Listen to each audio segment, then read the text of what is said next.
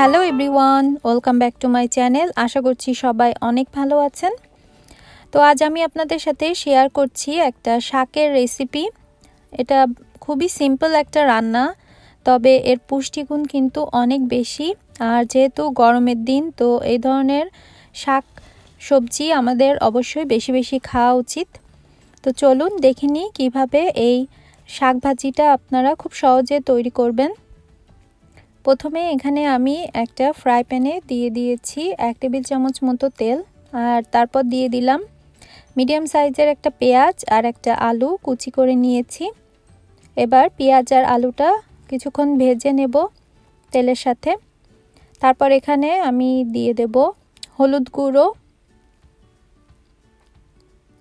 গুঁড়ো দেওয়ার পর আবার আমি এখানে দিয়ে দিচ্ছি স্বাদ মতো লবণ। আর শাক রান্না করার সময় লবণটা কিন্তু একটু বেশি সাবধানতার সাথে দিবেন, কারণ শাক দেখতে বেশি মনে হলেও চুলায় দেওয়ার পর এটা জলটা গলে একদম অল্প হয়ে যায়, তো লবণটা একটু কমই দিবেন। এবার আমি হলুদ লবণের সাথে পেঁয়াজ আর আলুটাকে আবারও খুব ভালো করে আমি একটু ভেজে নেব।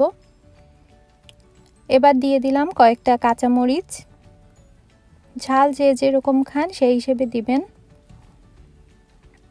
মরিচটা দিয়ে আমি আবারও কিছুক্ষণ নাড়াচাড়া করে নেব। নিয়ে এটাকে আমি আরও 3 থেকে 4 মিনিট চুলার আঁচ মিডিয়ামে রেখে ভাজতে থাকবো।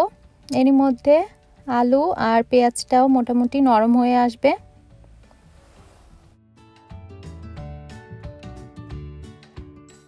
আলু আর পেঁয়াজটাও নরম হয়ে এসেছে। এখন আমি এখানে নিয়েছি 1 বাটি শাক, আর এটা হচ্ছে মেথি শাক।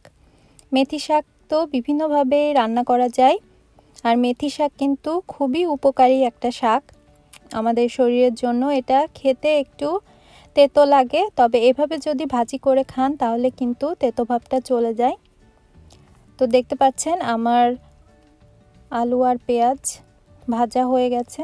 এখন আমি শাকগুলো দিয়ে দেব। আর এই শাকগুলো কিন্তু ফ্রোজেন করা ছিল।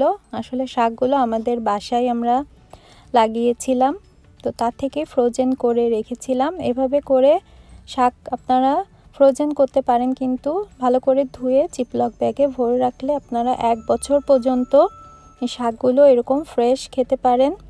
তবে রান্না করার আগে অবশ্যই খুব বেশিক্ষণ আগে বের করবেন না, রান্না করার আগ মুহূর্তে ফ্রিজ থেকে বের করে এটা সাথে সাথে রান্না করবেন। তো দেখতে পাচ্ছেন আমি খুব ভালো করে মিশিয়ে নিচ্ছি। এবার শাকটাকে আমি 10 মিনিট মতো চুলার আঁচ মিডিয়ামে রেখে ভালো করে ভাজি করে নিব। যখন দেখবেন আলু আর পেঁয়াজ আর শাক সব কিছুই সেদ্ধ হয়ে গেছে, তো সেই মুহূর্তে এটাকে নামিয়ে নিতে হবে।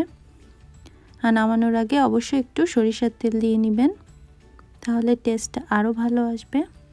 তো এই যে আমি প্লেটে নামিয়ে নিয়েছি।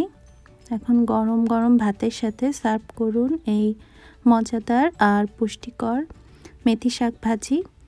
আশা করছি আমার আজকের রেসিপিটা ভালো লেগেছে। ভালো লেগে থাকলে প্লিজ চ্যানেলটি সাবস্ক্রাইব করে সাথে থাকবেন। দেখা হবে অন্য কোনো রেসিপি নিয়ে। সেই পর্যন্ত বাই বাই।